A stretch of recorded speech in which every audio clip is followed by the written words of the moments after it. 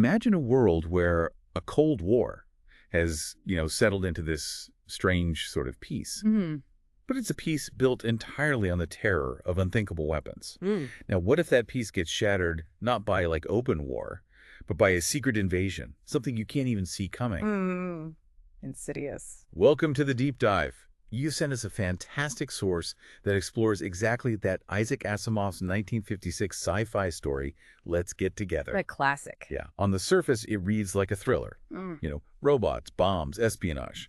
But when you really start digging into it, it's also this deep look at information, perception, hidden agendas. Absolutely. And that's the core of our deep dive today, isn't it? Exploring how quickly a situation that seems stable can just unravel when one side gets a surprising tech advantage. Right? And maybe more importantly, how the information about that advantage is perceived and, well, acted upon, or maybe even weaponized. Right. So we'll look at the world the story sets up, the nature of the threat they uncover, the huge challenges in just identifying it, and then the surprising layers of deception that get peeled back. So our mission today: unpack all those layers in this story, pinpoint the crucial moments, and figure out what this tells us about seeing threats clearly in a world where information itself is, well, complicated. Let's get into it. Okay, so first off, this world Asimov paints. It's pretty striking. 100 years of this uneasy peace, a whole century where things have been basically frozen. Right, a stalemate. And instead of open war, the competition has shifted. It's economic, psychological. And the language even reflects that, doesn't it? The source notes how they've dropped the old names. No East-West, Soviets, Americans. No, it's just we and they. That's it. Become this sort of ingrained cultural habit after 100 years. You even see it on the maps. They're not like bright red versus white anymore. The story mentions this mild green for us and a washed-out pink for them. Sort of visually neutral, almost bland. Yeah, like a visual de-escalation maybe. But underneath that surface, the competition is, well, it's relentless. All this research they mention, force fields, solar power, robots. Right, even Moon and Mars outposts. It's not just progress for progress' sake. It's a direct result of this constant struggle. They're driving humanity forward in giant strides under forced draft, as the story puts it. Because each side is desperate to break the stalemate. Or maybe just terrified the other side will break it first. Exactly that. It's the fear, the constant fear that they will find some thrust that could not be parried in time, something that suddenly makes war winnable again. Creates this intense pressure cooker for science. It really does. And there's that interesting side note, too, about maintaining decency internally. Almost like a PR move to avoid creating sympathizers for the other side. Okay, so that's the setup. Tense, but stable. Balance on fear and research. Until it isn't. Right. And the shock comes when this young security officer, Ralph G. Breckenridge, shows up. He travels out to Cheyennes to see Elias Lynn. Lynn's the chief of the Bureau of Robotics, right? Part of this whole government decentralization trend. Exactly. He's focused on robots, kind of out of the way. And Breckenridge arrives from Washington with news that Lynn just do it. He cannot process it. The story really plays up his reaction. Incredulity. He just flat out doesn't believe it. Because Breckenridge walks in and says, basically, war's here.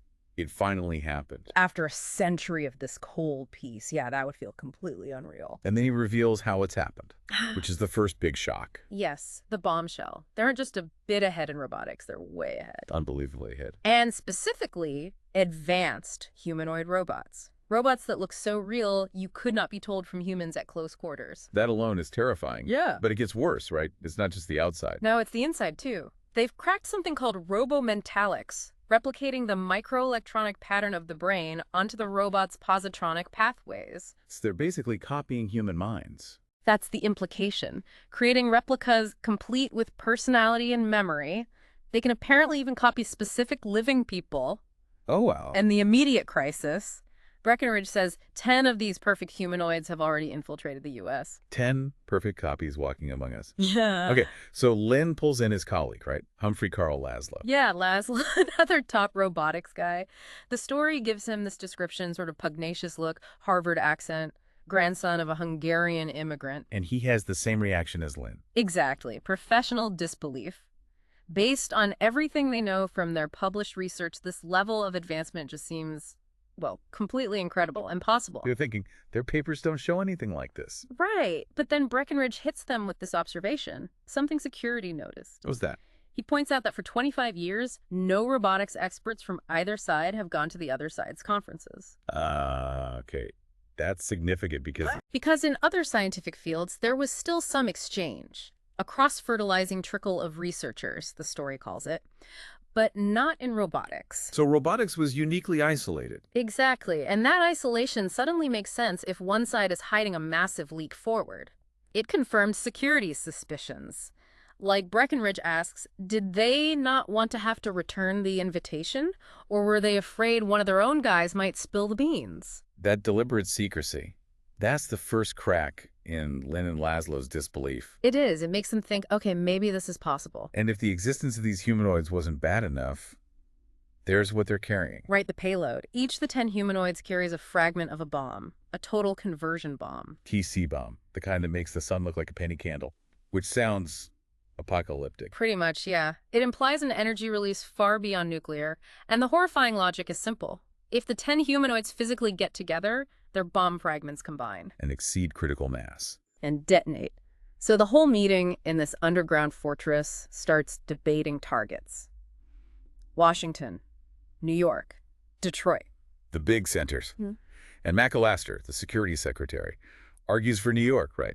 For maximum psychological impact, breaking morale. Yeah, even though finance is decentralized by then, he figures the sheer loss of life would be devastating. They're even talking timing winter after a blizzard, maximize the chaos. But first, they have to find them. And that's the immediate, maybe impossible challenge. As one official points out, finding 10 perfect lookalikes among 220 million people. It's an awfully small needle in an awfully large haystack. How do they even get into the country? The theory Breckenridge presents is kidnapping, snatching U.S. citizens who are traveling abroad, businessmen, tourists, pilots, replacing them with humanoid duplicates who then return through normal channels, legitimate seepages. And the assumption is they're so perfect even friends and family wouldn't notice. That's the terrifying part.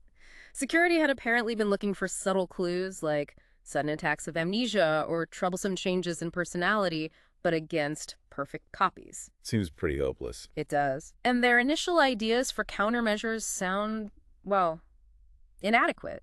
Small X-ray devices in key locations, arenas, concert halls. How do you cover everything? Yeah. And how do you do it without causing mass panic? Exactly. They recognize that immediately. It's unworkable on a national scale, secretly. Okay, so this is where Lynn starts to think differently. He questions the whole premise. Yeah, this is a crucial turning point in his thinking. He asks, is the bomb the real threat? Or is the knowledge of the humanoids the information Breckenridge brought the actual weapon here? What does he mean by that? Well, he argues, look, destroying one city is horrific, obviously, but does it win the war? Does it break the century-long stalemate? Probably not. It likely just triggers mutual annihilation, the same old planetary death war. Exactly. It doesn't actually give them a decisive advantage. So Lynn starts to wonder, what if the bomb threat is just a massive bluff? A bluff.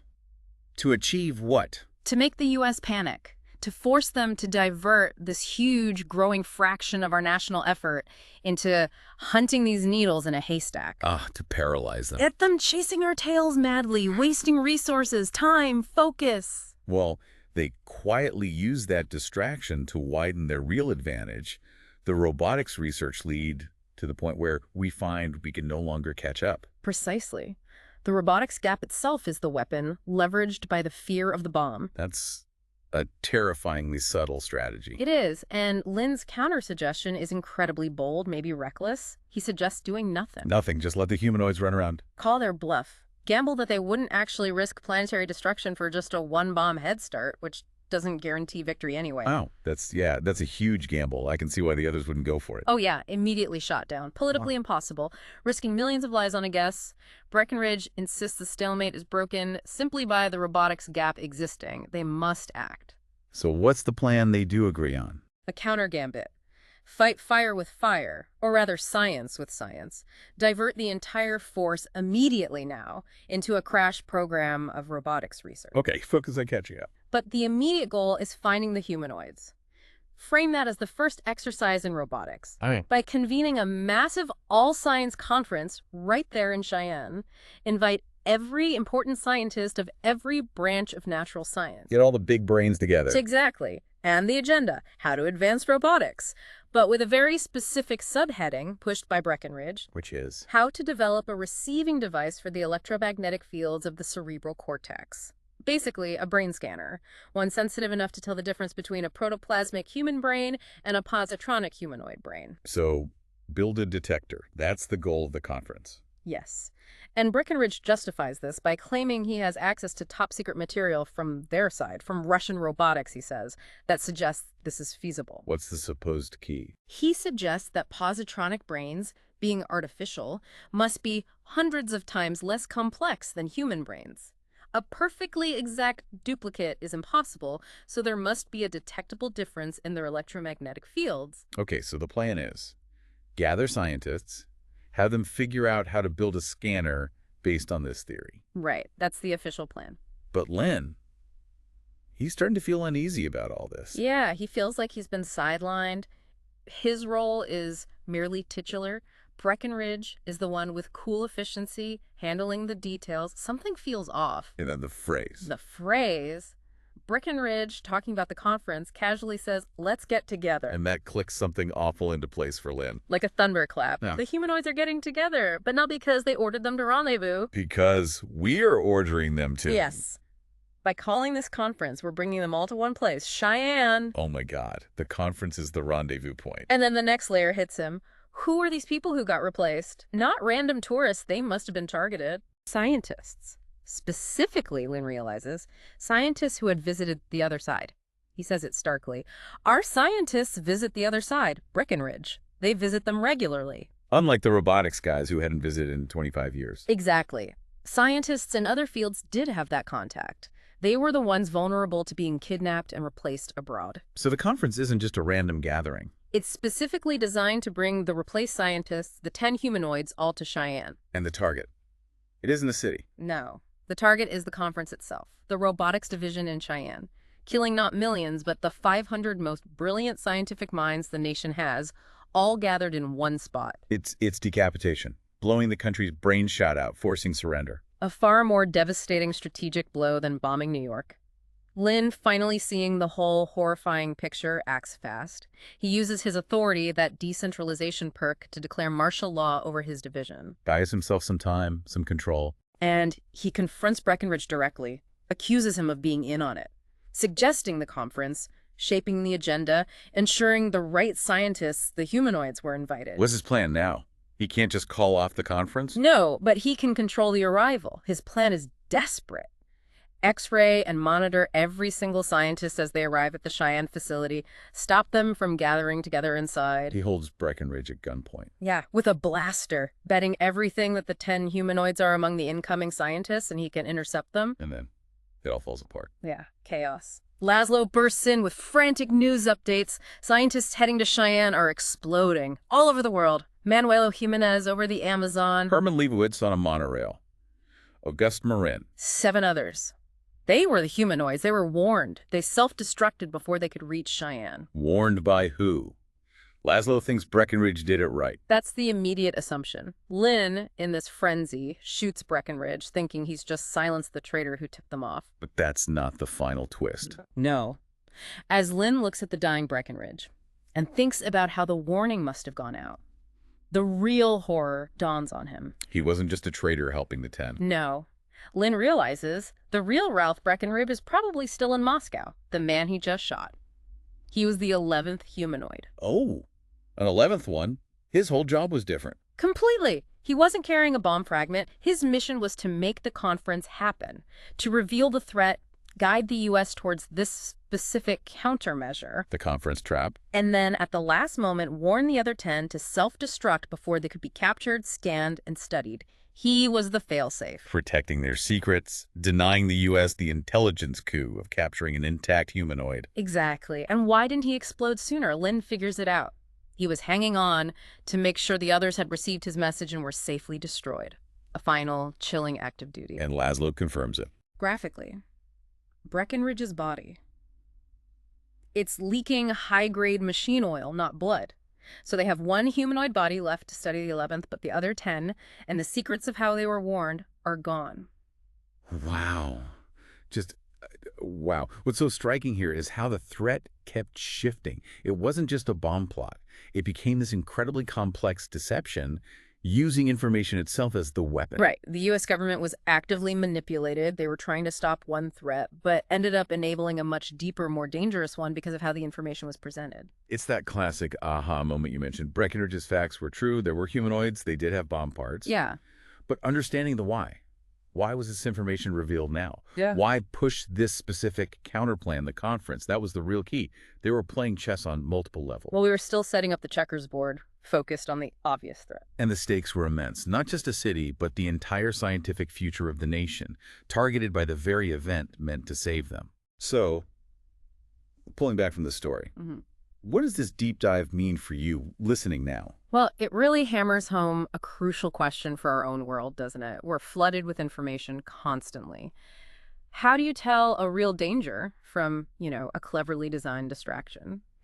How do you look past the surface facts to understand the intent behind why you're being told something? Especially when the facts themselves seem solid. It's not just what you know, but why you know it and who wants you to know it. Definitely a lot to chew on from this deep dive into Let's Get Together. We hope it's given you some valuable insights, not just into a great sci-fi story, but maybe into how you look at information itself.